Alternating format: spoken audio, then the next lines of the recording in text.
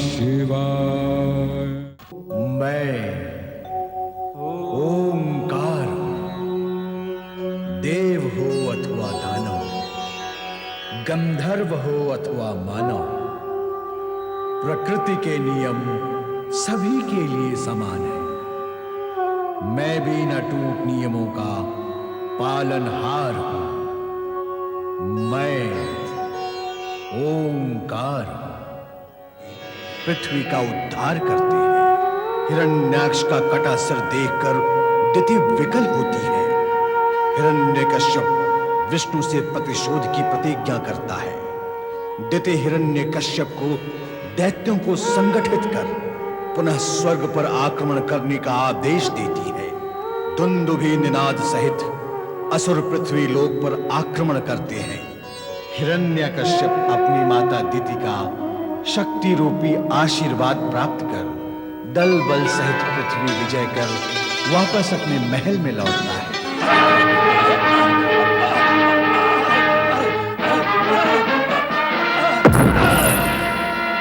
अंधकासुर पौत्र, ये मैं कहां आ गया? तुम अपने ही राजमहल में हो पौत्र। नारायण नारायण, ओम नमः शिवाय।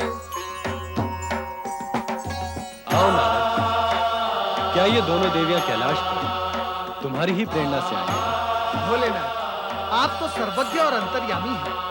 भला मुझसे क्या पूछना? मैं तो स्वयं आपसे पूछने के लिए इच्छुक हूँ। तो तुम कुछ पूछने आए हो? चतुर तो हो ही। पूछो, क्या पूछना है? भोलेनाथ, दैत्य गुरु शुक्राचार्य आपके आराधक और शिष्य भी हैं। हाँ हैं। तो आपने दैत्य गुरु शुक्राचार्य द्वारा हिरण्यकश्यप को तपस्या के लिए क्यों भेज दिया भगवान? वो दैत्य कठोर तपस्या करके परमपिता ब्रह्मा जी से इच्छित वर प्राप्त करेगा और फिर उसकी दुष्टता बढ़ेगी, उसके अत्याचार बढ़ेंगे। हे भोलेनाथ, फिर स्वर्ग और देवताओं का क्या होगा? इसका उत्तर तो हम तुम्हें पहले ही दे चुके हैं नारद। कब? कौन सा उत्तर भोलेनाथ? वही उत्तर जिसमें हमने भगवान विष्णु के अवतारों की चर्चा की थी। विष्णु? बस, अब अधिक कुछ न पूछना, हम बता नहीं सकेंगे।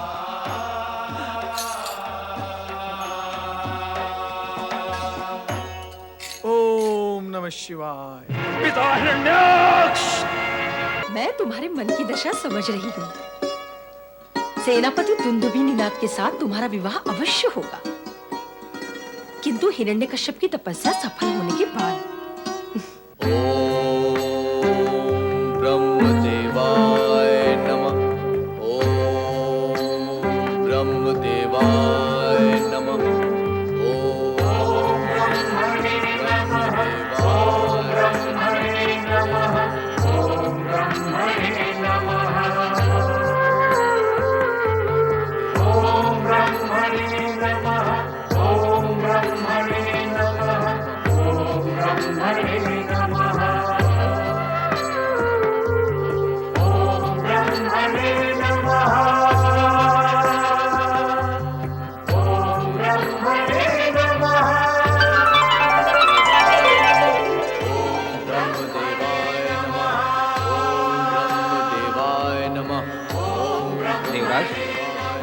देव ऋषि ने सत्य ही कहा था कि ये दैत्य तपस्या में सफल होकर ही रहेगा।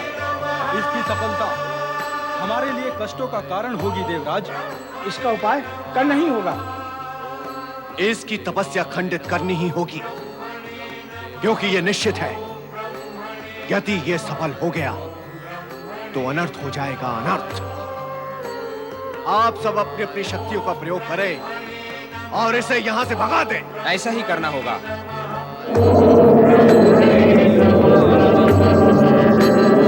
ब्रह्मदेवाय नमः। ओम ब्रह्मदेवाय नमः। ओम ब्रह्मदेवाय नमः। ओम ब्रह्मदेवाय नमः। ओम ब्रह्मदेवाय नमः।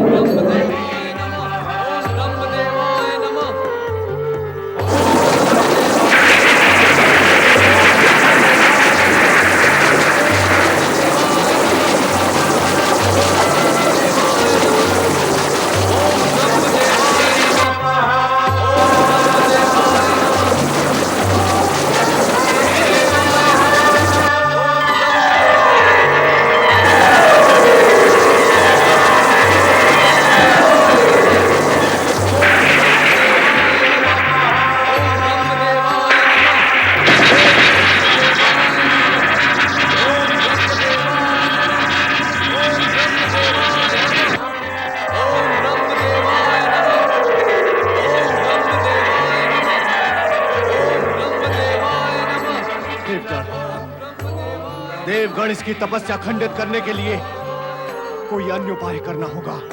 ओम ब्रह्मदेवाय नमः। रक्षा करे परमपिता, रक्षा करे परमपिता, रक्षा करें। हमारी रक्षा करे परमपिता, हमें पुनः संकट में घिरने ना दें।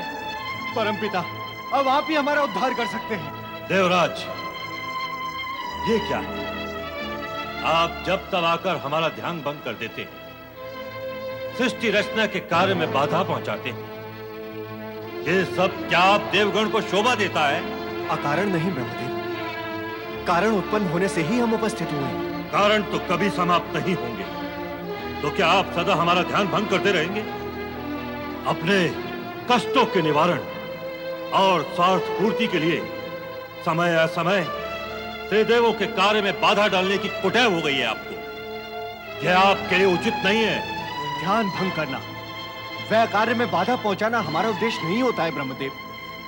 हम तो अपनी समस्या का समाधान खोजने यहाँ आते हैं। देवराज, आपकी समस्याएं तो कभी समाप्त ही नहीं होंगी, तो क्या हम सदा उसका समाधान बताते रहेंगे? आपको स्वयं अपनी समस्याओं व कष्टों का निवारण खोजना चाहिए। आप हर समय हमसे ही सहायता की अपेक्षा क्यों करते रहते हैं? परमपिता, हम तो ये कहने आए थे कि दैत्यराज हिरण्यकश्यप आपसे वरदान पाने के लिए कठोर तपस्या कर रहा है। उसका एकमात्र उद्देश्य है हमसे प्रतिशोध लेना। हम आपसे ये निवेदन करने आए हैं कि आप उसे वरदान कदापि न दें। तो हमें सृष्टि का कार्य प्रकृति के नियमों से नहीं, आप लोगों के स्वार्थ जनित परामर्श से करना होगा। नहीं ब्रह्मदेव, हमारा ये अभिप्राय नहीं है। अभिप्राय का दिशा ज्ञान रचनाकार से सीखा जा सकता है, उसे सिखाया नहीं जाता। देवराज, निसंदेह आप सभी हमें प्रिय हैं, हम आपके हित भी चाहते हैं, परंतु सृष्टि के अन्य प्राणी भी हमें उतने ही प्रिय हैं। भेदभाव और पक्षपात करना हमारे लिए संभव नहीं है। किसी एक के स्वार्थ को पूर्ण करने के लिए विधि विधान, नीति और सिद्धांत को तो परिवर्तित नहीं किया जा सकता। देवराज, वो तो हम भी नहीं चाहते परमपिता कि आप विधान में परिवर्तन करके हमारी सहायता करें। आप सब ऐसा ही तो चाहते हैं। अरे, जो भी प्राणी तपस्या करता है उसे तपस्या का फल और वरदान अवश्य मिलता है। आप चाहते हैं कि हम हिरण्यकश्यप को वरदान न दें। क्या ये अप्राकृतिक नहीं है? क्या ये विधान के विरुद्ध नहीं है? क्या धरती पर पड़े बीज को पौधे में न बदलने देना प्रकृति के नियम के विरुद्ध नहीं है? क्या सागर की ओर बहने वाली सरिता को रोकना किसी के वश में है? आपने हिरण्यकश्यप की तपस्या को खंडित करने के लिए वायु, जल, अग्नि सभी का दुरुपयोग किया, किंतु परिणाम क्या हुआ? परिणाम यह हुआ कि आपकी शक्तियों ने आपका साथ नहीं दिया। क्यों? क्योंकि शक्ति का मूल उद्देश्य रचनात्मक होता है, विनाशात्मक नहीं। और जब आपकी शक्तियां विनाशात्मक दिशा में सफल सिद्ध नहीं हुई, आप सब हमारी ओर दौड़े चले आए। आप ही ने तो कहा है ब्रह्मदेव कि अपनी समस्या का समाधान स्वयं खोजें। अतः आपके पास आने से पूर्व हमने स्वयं प्रयत्न किया, सफल नहीं हुए तो आपके पास चले आए। तो अब क्या करोगे? हिरण्यकश्यप को तपस्या करने से नहीं रोक सके, मुझे वरदान देने से नहीं रोक सकोगे। अवरोधक और नकारात्मक कार्य शुभ नहीं होता। देवराज, परमपिता, हमने तो ये सब अशुभ को टालने के लिए किया, अन्यथा हम स्वयं नकारात्मक कार्य के पक्ष में नहीं हैं। आपने जब जब प्रसन्न होकर असुरों को वरदान दिए हैं, उन्होंने वरदान की शक्ति का दुरुपयोग किया है, धर्मात्माओं पर अत्याचार किए, निर्दोष प्राणियों को पीड़ित किया, अकारण स्वर्ग पर आक्रमण किए, यहां तक कि कभी-कभी त्रिदेवों को भी संकट में डाल दिया। हिरण्यकश्यप भी ऐसा सब कुछ करेगा। वो असुर वृत्ति से मुक्त तो नहीं है। इसी विचार से हमने उसे तपस्या विमुख करने का प्रयत्न किया, किंतु असफल होकर यहां चले आए। देवराज, क्या अंधकार को अंधकार से और अहंकार को अहंकार से मिटाया जा सकता है?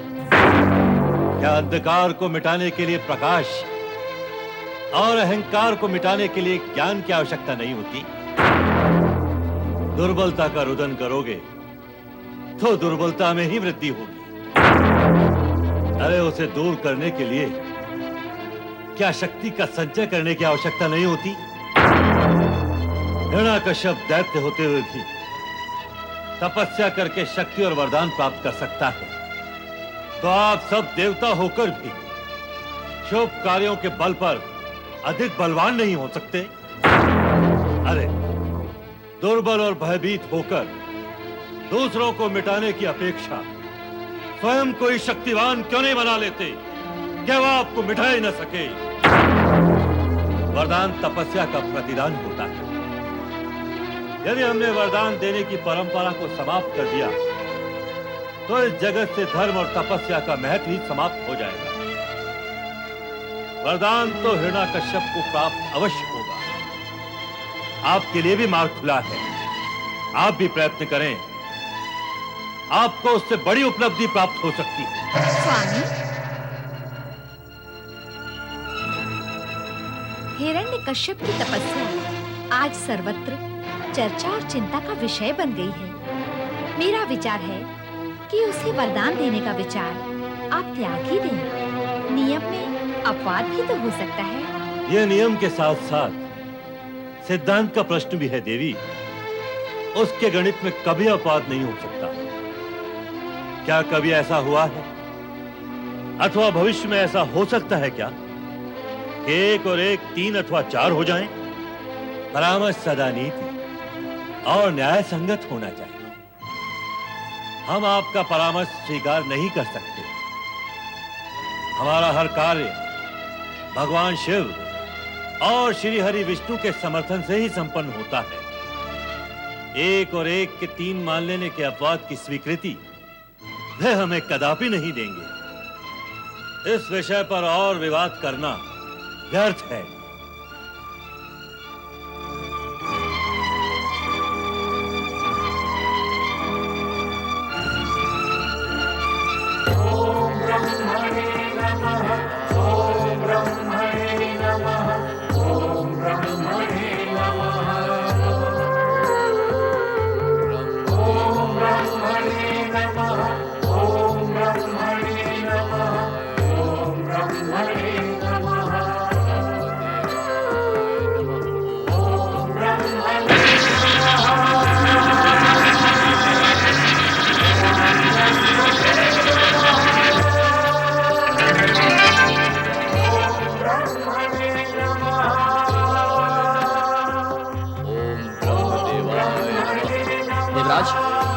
ये ज्वालाएं अवश्य स्वर्ग में प्रवेश करेंगी और हमें वहां से भागना पड़ेगा।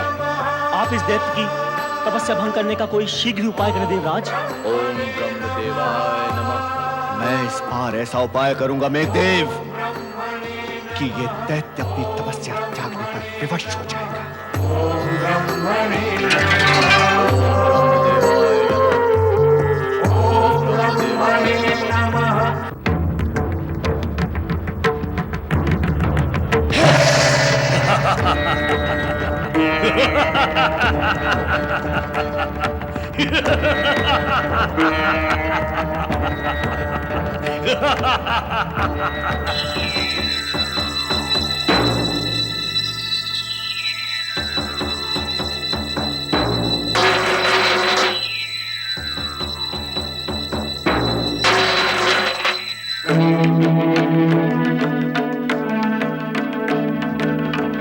असुर महारानी कयाधु की जय हो। असुर महारानी कयाधु की जय हो। सेनापति दुंदुभी निनाद, इस समय तुम यहाँ? हमारे शयन कक्ष में आने की दुष्टता कैसे की तुमने? कहो, ऐसी क्या आवश्यकता आन पड़ी कि तुम्हें हमारे शयन कक्ष में आना पड़ा? धृष्टता करने का साहस तो मैं कर ही नहीं सकता स्वामिनी। मुझे तो स्वयं महाबली हिरण्यकश्यप ने आज्ञा देकर आपकी सेवा में भेजा है। असुर राजा ने तुम्हें यहाँ भेजा है? वो तुम्हें यहाँ क्यों भेजेंगे? असुर महारानी, असुर राज की तपस्या सफल हो गई है। ब्रह्मा जी ने उन्हें इच्छित वरदान दे दिया है। स्वामी को इच्छित वरदान मिल गया, तो फिर वे लौट कर आए क्यों नहीं अब तक? वो प्रसन्नता की इस मंगल बेला में आपको अपने साथ देखना चाहते हैं स्वामिनी। इसलिए उन्होंने मुझे आज्ञा दी है कि मैं आपको लेकर शीघ्र उनके पास पहुंचूं। सेनापति, मैं ऐसी अवस्था में ये भवन छोड़कर तुम्हारे साथ कैसे आ सकती हूँ? स्वामिनी, असुरराज को ब्रह्मा जी ने वरदान में विमान भी दिया है और उन्होंने वो विमान आपको लाने के लिए भेजा है, जिससे आप शीघ्र उनके पास पहुंच जाएं। स्वामिनी, यदि मैंने स्वामी की आज्ञा का पालन ना किया और आपके बिना अकेला उनके सम्मुख गया तो उनका क्रोध मुझ पर भड़क उठेगा और मैं अपने प्राण गवा बैठूंगा। स्वामिनी, मेरे प्राणों की रक्षा करें, मुझ पर दया करें, कृपा करें मुझ पर स्वामिनी। अब तुम इतना कह रहे हो और स्वामी ने तुम्हें भेजा है तो ठीक है, चलो चलती हूँ।